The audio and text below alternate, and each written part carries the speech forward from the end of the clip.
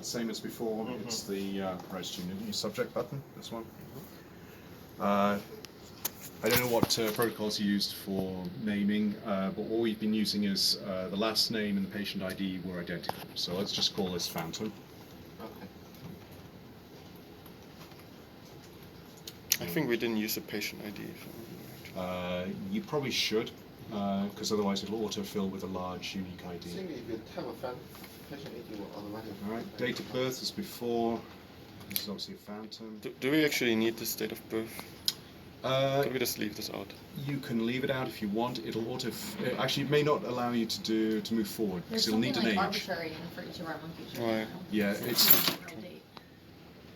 it's used in the SAR calculations. So if you've got, maybe you can convert your monkey to an equivalent aged human, and then the table lookup will be right because it's now going to be transmitting on the body coil. So it might matter. So it might matter, right? Just for see. SAR calculations. So if you treat your monkeys as an equivalent sized human or weight human, then that'll be closer to the safety calculations that it's got built in. It makes a big deal of them now. Okay. So it uses a model that has both height and weight. So it's equivalent age in terms of size. Yes. Okay. So weight. Yeah. So Yeah. try and So find. weight is like 20 pounds. Yeah. So that would be Like what 19, like a 6-month-old baby. Yeah. maybe. Right. 2019. Yes. All right. So let's try that. Date of birth. 1/1/2019. So 1/1/2019. So it's a 9-month-old baby. Height, a couple of feet. Weight, 20 pounds. There you go. Great.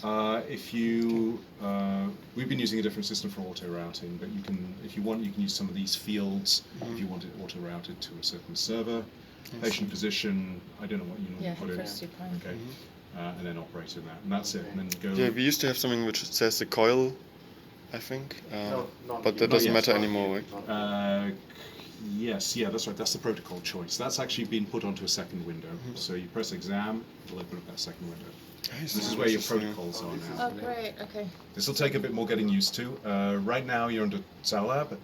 There's the NHP8 channel thing, so we'll probably have to set this up and tune it up for the new system a little Okay. bit. Which one should we use for functionals? I know which one we're using before for functionals. 8-channel RxTX, right? This one? channel. NHP8 channel RxTX. Okay, so one of these two. One's PAT2, one's PAT0. This is the older one? If it's the Those older are one, it's not the names of the. No. Can I? Yeah, absolutely. Go for it.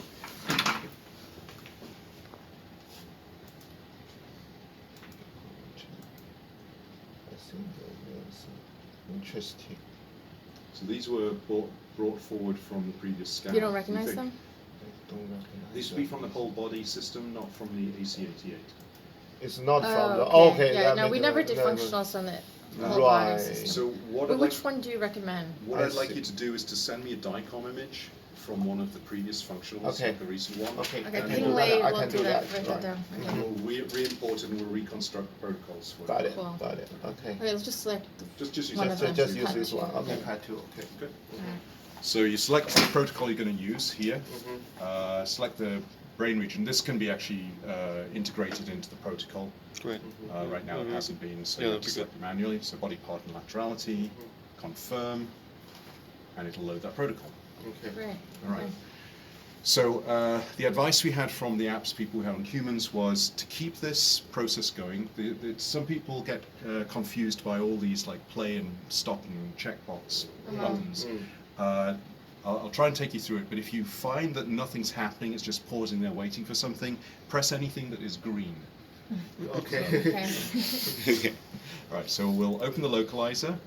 It had to fix it because it was on body contrast, but it's now switched over to the coil it's recognizing there. I'm going to go to System and make sure all the elements are switched on. Okay. Oh, yeah. So when we resave the protocol, We'll have that. yeah, you'll have that all done. Cool. Okay. Okay. So that's the same as before. And then you press check. There's the green thing. Okay. And then you press green again to actually start Nice. the macro. Do we have to do the what is it, the shimming? No. It will, yes, you probably have to do additional shimming if you were doing that before. Okay. However, you do have an extra boost on your shims, so you can actually shim better now than you did before.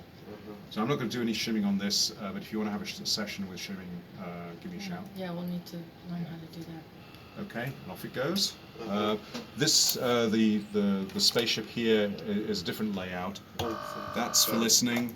That's volume up, volume down. Let's switch off. If nobody's going to be pressing the alarm bulb in there, so you don't have to deal with alarms. I see. But if you need to emergency stop the scanner, it's that button. Okay, and that will. So what happens if you press the red button? It will. I think it'll lock the table, and then you have to go in there and do various things on the front panel to unlock it and bring it back out. I see, and it'll just stop the scan. It'll stop the scan Okay. dead. Boom. And then we still have that button, the clench button that Yes. we shouldn't touch. Okay. Yes. Alright. Well, if somebody's trapped against Yeah. the magnet with a large chair, then you perhaps do have to touch it. All right, so what it's done here is it's switched off grapper on the functional run because it hasn't got the coil set up correctly. So Okay. it's just now switched from body core to RX. We'll set, you won't need to worry about this. Okay. So let's switch these all back on again. Now it should be able to do grapper. And then what is the resolution that we can get? This is 1.5 by 1.5 by 1.8, but we'll tune that up based Can on. you get that? Yeah, Okay. icon Like file. how much? We, What do you think we can at this achieve? point, I don't know because the AC88 was higher spec than the Yeah, PRISMA right. grades. But let's see what we can get Because down we to. previously our default was 1 by 1 by 1. Right, we can do 1 by 1 by 1 on Okay, this so- scanner, okay. and because you've got tiny coils, that may actually work. Okay. All right. But, we won't know until it's actually Right, right. tried. Yeah, 'Cause, let's try to monkey. yeah, Yeah. As All soon right. as you get the coil factor for the anatomical, I think one person should like run, anatomical. Yeah. Make sure that's Yeah. working. Yeah. Yeah. sounds good. And then we'll do a functional. After we run the localizer, should we still adjust the Yes. region around the? So I'll make sure that this loads when we set this loads automatically into the preview. So right now, so there you can see the coil sensitivity pattern across the thing. There's your field of view and your stack. This will just run for 29 seconds. It's a short series. It's only 6 Is it measurements. okay that he's like down there? Is it optimal if we raise him? Oh, yeah, that's just an artifact from the previous center of the old localizer protocol. That can be reset, Okay. and that's what we'll do. We'll rewrite. Here, I'll show you. But I'm just saying in Yeah. terms of like, I don't know, the. Right now, it looks like the monkey's head will be even closer to the true ice Okay, center so you magnet. think it's fine. We On don't need X to is- worry about that. No, Okay. no, in fact, it's better this way. Okay. And we'll readjust the localizer so this ends up in the middle.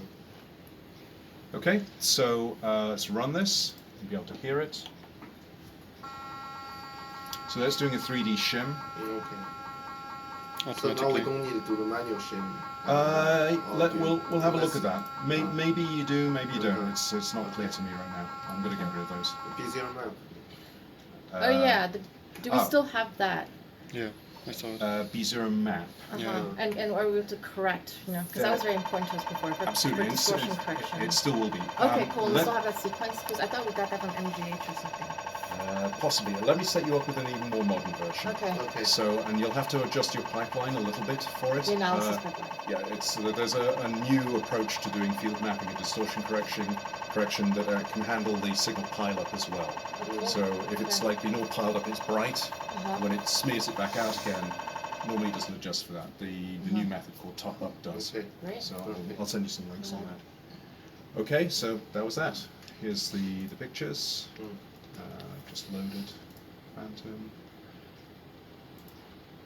And there it is. And there's your pictures. We can work on things like these little artifacts here. Once you've actually got a monkey in there. What So- are those due to? Things like the reconstruction errors from the grapper reconstruction. So we can tune that up and get rid of them. Okay. All right. So you're not worried about that? Nope. Okay.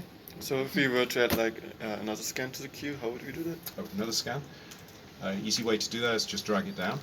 Or If if you we want want to to add like the B0 map or anatomical to this? Okay, so you go over to this button, third one from the bottom, and click on it, and it'll open something called the dot cockpit. This will take a little bit of getting used to. This is in the browser mode here. You can see all your protocols, Yeah. and here the actual series within that. So say you wanted to do this, lots of ways to do it. One is simply drag it over into here. Okay. That's done. Open it. Check the coils are updated. Put in the right place. Then over here, make sure that you've got all your coils on. This will be fixed in protocol. So when you open it, it looks like it automatically keeps your same localization of Yes. the boxes. Because I know before we had to like copy the. You can still do that. Okay. So if you want to do that copy, there are two ways to do it. One is to just do it manually, so you select this one and the previous one and the previous one, and then right-click copy parameters, which is similar to what you used to do. Pop that up, press OK, and that should shift it a little.